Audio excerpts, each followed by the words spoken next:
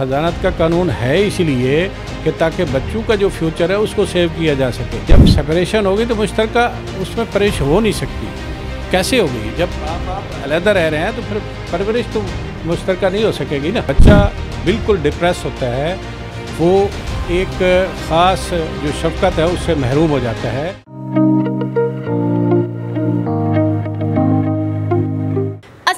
नाज़रीन, programme social concern के साथ मैं हूं आपकी मेज़बान फ़िज़ा हुसैन। नाज़रीन, तलाक़ एक इंतहाई नाजुक मामला है और अल्लाह ताला को भी तलाक़ हलाल चीज़ों में सबसे ज़्यादा नापसंदीदा अमल लगता है, क्योंकि इससे ना सिर्फ मियाँ बीवी की ज़िंदगी मुतासिर होती है बल्कि बच्चों की ज़िंदगी बहुत ही ज़्यादा मुतासिर होती है और वो जज्बाती मुआशरती मसाइल से गुज़रते हैं और इससे ना सिर्फ वो एक उलझी हुई नामुकम्मल ज़िंदगी गुजारते हैं बल्कि वो एक ऐसा माशरे का फ़र्द बन जाते हैं जो कि माशरे की बिगाड़ की वजह बनते हैं, क्योंकि इससे ना तो उनकी शख्सियत मुकम्मल हो पाती है, ना ही उनका जो मुस्तकबिल है वो सिक्योर होता है। तो तलाक़ एक ऐसी वजह है जो माशरे की बिगाड़ की बहुत ही ज़्यादा वजह बनती है। तो आज हम अपने इस टॉपिक के बारे में एडवोकेट नसीर अहमद तहीन साहब से बात करेंगे कि वो इस तरह के केसेस को किस तरह से डील करते हैं, कानून क्या कहता है कि तलाक़ जब होती है तो उसके असरात को बच्चों की ज़िंदगी पर कैसे कम किया जा सकता है। इसके हवाले से आपने एक क्वेश्चन किया कि डाइवोर्स की सूरत में बच्चों की लाइफ के ऊपर क्या असरात होते हैं। डेफिनेटली माँ बाप दोनों नेचुरल गार्डियन हैं। इन केस ऑफ डाइवोर्स जब दोनों की सेपरेशन हो जाती है तो वो बच्चे अपने नेचुरल गार्डियन में से एक की जो निगहदाश्त और परवरिश या हिदायत है उसकी रहनुमाई से वो महरूम हो जाते हैं। अगर वो बाप के पास चले जाते हैं बच्चे तो उस सूरत में माँ की जो ममता है उससे वो महरूम होते हैं। अगर वालदा के पास होते हैं तो बाप की वो जो शफ़क़त पिदरी है उससे महरूम होते हैं। क्योंकि बच्चों की तरबियत के हवाले से ना माँ अकेली कॉम्पिटेंट है ना बाप अकेला कॉम्पिटेंट है, दोनों को इक्वल ट्रीटमेंट और तवज्जो की ज़रूरत होती है। और हमारे बच्चों का जो फ्यूचर होता है उसके लिए दो चीज़ें हैं, एक तालीम है, एक तरबियत है। तरबियत माँ की गोद से बेहतर कोई नहीं हो सकती और जो तालीम है वो इदारे भी हमें देते हैं, लेकिन उस पर बाप का भी बड़ा अहम रोल होता है। जब बच्चे तलाक़ की शक्ल में सूरत में वो मुआशरे में जहाँ उनकी एक कदो कामत होता है बाप की सूरत में, माँ की सूरत में, तो उस तरह वो एक मुआशरे में नापसंदीदा बच्चे कंसीडर होते हैं, वो कम्प्लेक्स का शिकार होते हैं। जब कम्प्लेक्स का शिकार होते हैं तो उनकी प्रॉपर तरबियत नहीं होती। जब प्रॉपर तरबियत नहीं होती तो फिर वो नेगेटिविटी की साइड पे चले जाते हैं। वो मुआशरे के जो इवल एलिमेंट्स हैं उनको आसानी से अपना शिकार बनाते हैं। सर, जो तलाक़ है वो बच्चों की जहन को किस तरह से मुतासिर करता है? आपका पहला ही क्वेश्चन कि बच्चा बिल्कुल डिप्रेस होता है, वो एक ख़ास जो शफ़क़त है उससे महरूम हो जाता है। तो जब महरूम बच्चा होगा, कोई भी सोसाइटी का निगलेक्टेड बच्चा होगा या कोई पर्सन होगा तो वो पॉजिटिव आप उससे एक्सपेक्ट नहीं कर सकते, वो नेगेटिविटी की तरफ ही जाएगा। डिप्राइव्ड पर्सन जितने भी होते हैं तो वो नेगेटिव साइड पे जाते हैं और वो मुआशरे के अंदर वो बिगाड़ पैदा करते हैं और उनकी जो फ्यूचर होता है वो भी तबाह हो जाता है। सर, हमने देखा है कि जब तलाक़ होती है मियाँ बीवी के दरमियान में तो अक्सर बच्चे उसके बाद गैर ज़िम्मेदार हो जाते हैं, गुस्सीले हो जाते हैं और ज़िद्दी क्यों हो जाते हैं? साफ़ है, जब उनको एक ख़ास तरबियत नहीं मिल रही होती और वो एक ख़ास शफ़क़त से महरूम हो जाते हैं। जब महरूम हो गए तो वो गुस्सीले भी होंगे, उनमें इमोशंस भी आएंगे, वो डिप्रेशन के शिकार भी होंगे, वो क्लास से स्किप हो जाएंगे, वो स्मोकिंग शुरू कर देंगे, वो बैड हैबिट्स अडॉप्ट कर लेंगे सिर्फ़ और सिर्फ उस जो महरूमी है उसकी वजह से। सर, ऐसे बच्चे हमने देखा है कि गलत एक्टिविटीज़ में बहुत ज़्यादा होते हैं, नशे के आदी बहुत ज़्यादा जल्दी हो जाते हैं, तो किस तरह से इन तमाम एक्टिविटीज़ से रोका जा सके बच्चों को? क्या वो कोर्ट के अंदर जब कोर्ट बच्चे की हज़ानत को देखती है उसकी हवालगी के हवाले से, तो वो देखते हैं कि वेलफेयर ऑफ माइनर कहाँ है, बच्चे की जो बेहतरी है वो कहाँ है, क्या बाप के पास है या माँ के पास है। आम तौर पे जो हमारा सुन्नी लॉ है उसके मुताबिक 7 साल तक बेटा और बलूगत तक बेटी माँ के पास उसको हक़ हज़ानत होता है, लेकिन शिया लॉ के मुताबिक 2 साल का बेटा और 7 साल की बेटी उसके बाद बाप को इख्तियार होता है। लेकिन जब कोर्ट्स हज़ानत का जो गार्डियन का फ़ैसला करती हैं तो उस वक्त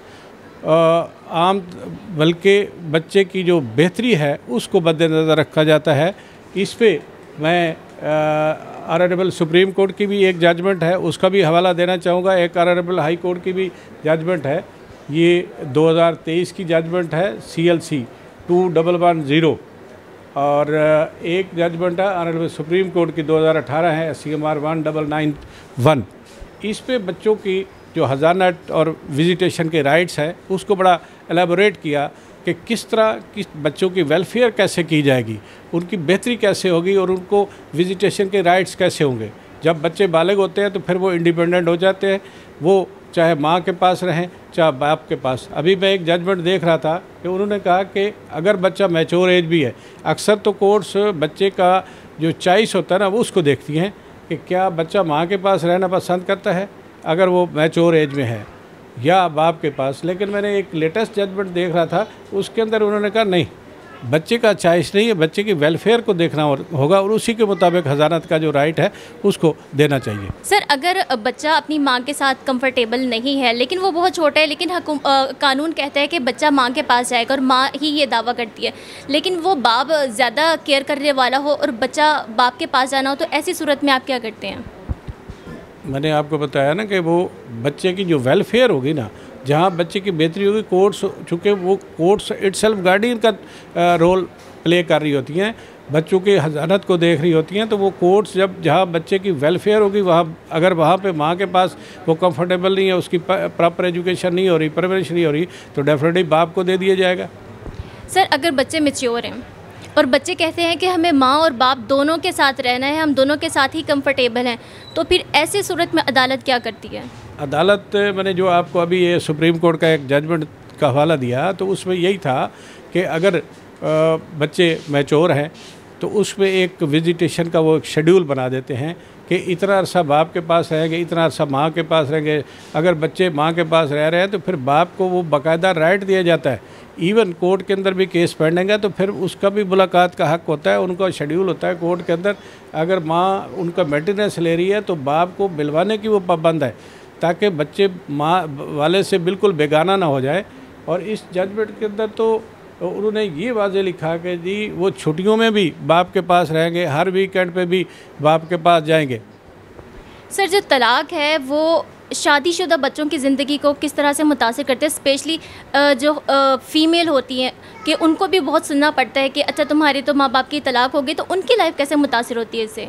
डेफिनेटली जी, जिस ट्रेंड में जिस माहौल में वो बच्चे पले होंगे वो तो महरूम होंगे एक माँ की शफ़क़त से या बाप की शफ़क़त से, तो उनकी जो मिजाज होगा उसके अंदर भी वो कम्प्लेक्स होगा और वो चिड़चिड़ापन होगा। और वो अक्सर जो स्पेशली बच्चियां हैं जिनकी वालिदैन की सेपरेशन हुई होती है तो वो भी उस सेपरेशन की तरफ उनका ट्रेंड बढ़ता है। यानी कि जो तलाक है वो आगे फिर नस्ल दर नस्ल उसी तरह से वो जैसे कहा जाता है चलता है, तो फिर ये ऐसा क्या वाकई ही सच है? बिल्कुल सही है, और उसका एक असर उनकी बल्कि औलादों पे भी पड़ता है, आगे जो जनरेशन होती है उसके ऊपर भी उनका असर पड़ता है इस बात का। ऐसा कौन सा कानून है कि जिससे हम इस असरात को कम कर सके कि जो तलाक हो उसके बाद बच्चों की जो लाइफ है वो डिस्टर्ब ना हो? हज़ानत का कानून है इसलिए कि ताकि बच्चों का जो फ्यूचर है उसको सेव किया जा सके। उसके मुहम्मद ला भी है हमारा, जो हज़रत मोहम्मद सल्लल्लाहु अलैहि वसल्लम ने हमें जो चीज़ें कुरान के अंदर भी इंट्रोड्यूस हुई, सुन्नत से भी है,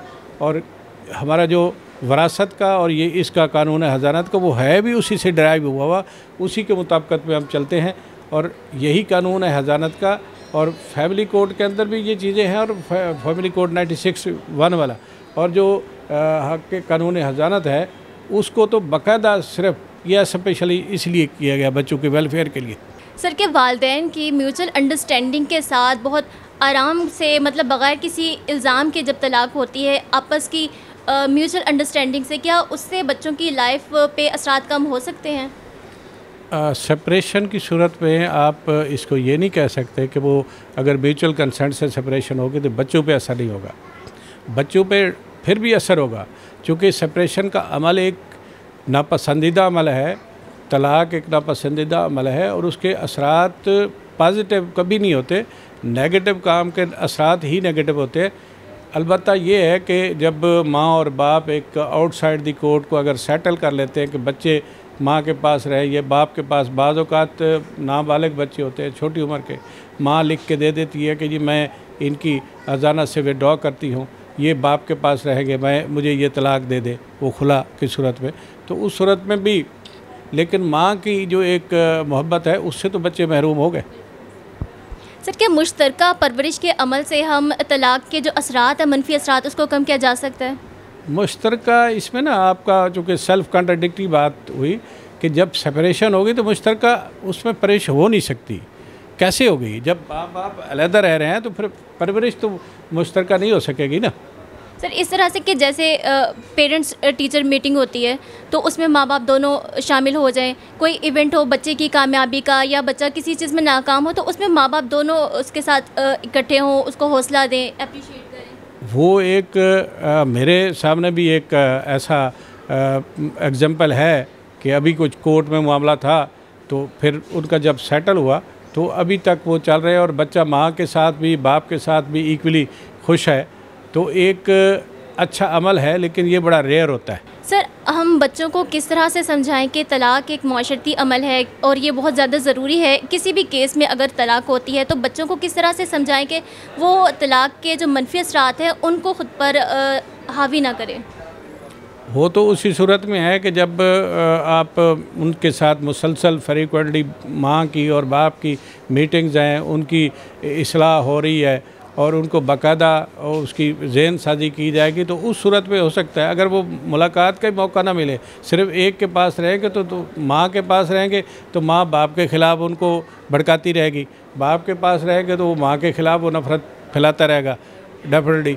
तो मुश्तरका उसी सूरत में हो सकता है, सिर्फ मुलाकात की सूरत में, लेकिन मेजॉरिटी टाइम जिसके पास रहेगा अगर वो उसको उसके जहन में जहर नहीं घोलता तो फिर पॉसिबल है, अदरवाइज़ नहीं। सर, फिर जो फैमिली जिनमें तलाक होना बहुत ही ज़्यादा ज़रूरी वो समझते हैं कि वो ऐसा क्या करें कि बच्चों की जो लाइफ है वो तबाह होने से बच जाए, वो एक नॉर्मल इंसान बने, माशरे का बिगाड़ ना बने?